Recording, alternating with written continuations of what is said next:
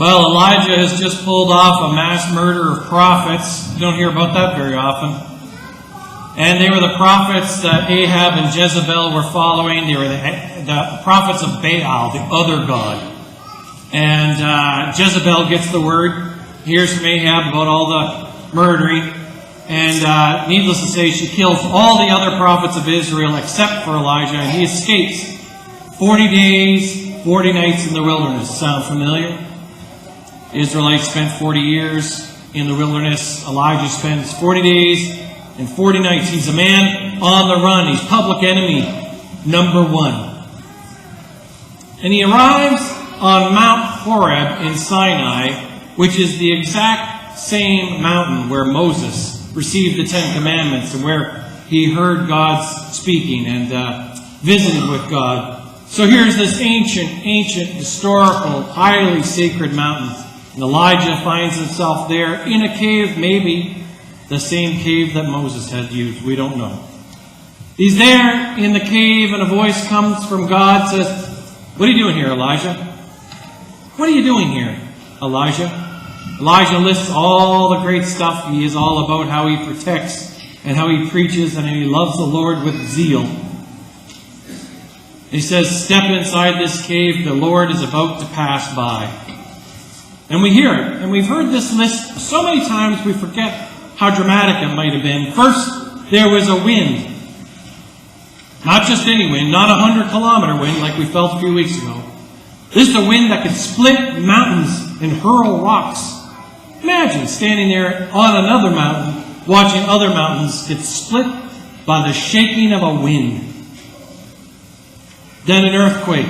If that wasn't enough, an earthquake comes. That sounds like God. Nope. God wasn't in the wind. God wasn't in the earthquake. And then a devastating fire. You can imagine all of the greenery on every mountain around being burned up. You can imagine the searing heat. We all have friends and families who know that fear. Well, that sounds like God. Fire sounds like God. Nope. God wasn't in the fire. God wasn't in the wind. God wasn't in the earthquake. God wasn't in the fire. And then the sound of sheer silence, it says. Or in the King James Version, those of us who grew up with it know, it says, and then a still small voice. Or, as the most recent tradition says, translation says, and then a voice, thin, quiet. Was it silence? Was it a whisper? Was it a still small voice? We don't know. The Hebrew word kol is very hard to translate. Sometimes it's a voice, sometimes it's nothing. We don't know. Was there a voice? Was there a whisper? Or was it deafening silence? I imagine like that in a soundproof room. You ever been in a soundproof room and your ears almost hurt? You ever stand on the edge of the Grand Canyon? How many of you stood on the edge of the Grand Canyon? You remember how the sound just sort of pours into it and disappears? It's like dead. It's the most silent place on earth I've ever heard. Or not heard. The Grand Canyon. I imagine that kind of silence, or a whisper, or a still small voice. We're not sure, but something caught Elijah's attention. And we imagine that God was in that silence or in that whispering because Elijah went toward it to listen and immediately receives instruction. And you know, because it's God, it's not instruction any of us would want to hear, certainly not a prophet. Prophets were kingmakers. They're the ones who anointed a person and said, you're the king. Happened to David. Happened to Solomon. The problem is, in Elijah's time, there were already two other kings. One in the north, one in the south. And God says, go back and make 2 more kings while these other kings are still alive. You know what that is. Treason. So Elijah's told he's got to make 2 new kings when there's 2 kings already. And by the way, Elijah, anoint Elisha a prophet because you're done. Wow, that stinks. Who wants to listen to God? Go get rid of these 2 other kings. Make 2 more for me. And by the way, Elijah, thank you for your service.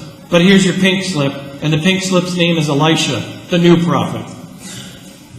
There's a great scene later on. Elijah runs past Elisha, throws his mantle on him, and all of a sudden Elisha's the new prophet. Elijah gets taken up into heaven, chariots of fire. It's not good news. It's unexpected news. What I love the most, though, is the uncertainty of what actually happened and how it came to him.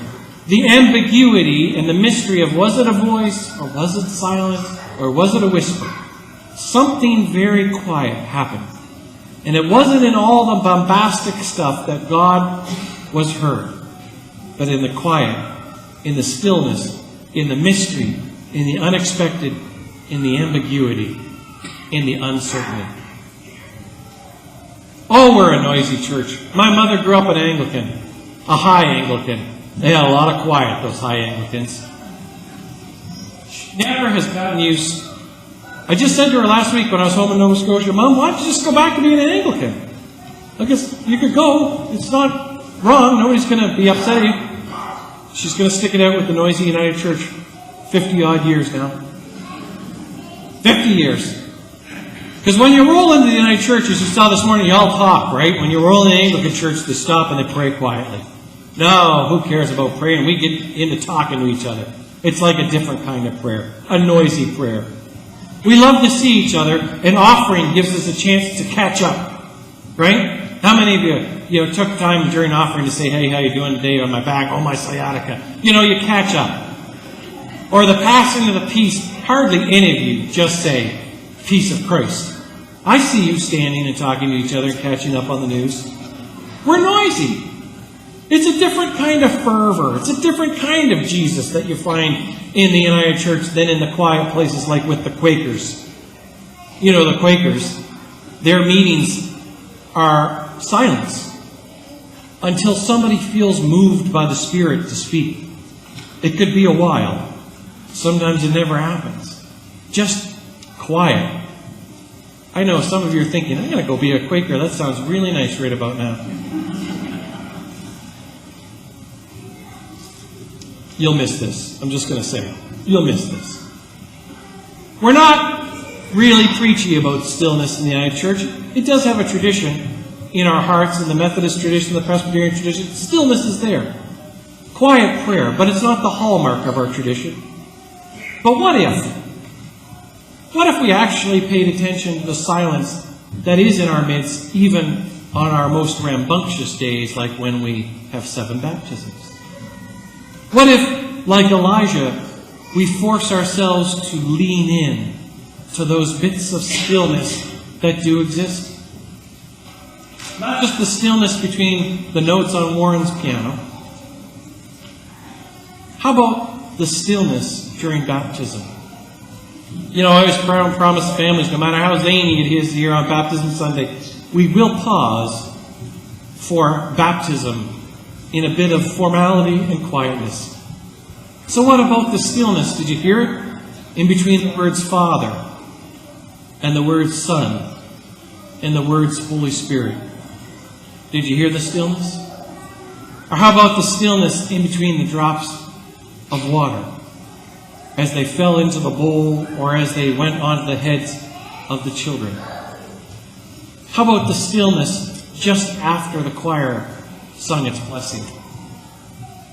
We want so much to lean in to God's whispering, but so rarely do we take time to do that kind of leaning. Today I want you to take a moment and cherish all those in-between moments. God isn't always where we think. God isn't always in the earthquakes and the fires or the trumpets or the angelic sounds of the choir. God is where we least expect God to be. And our hearts yearn to discover those places in our lives.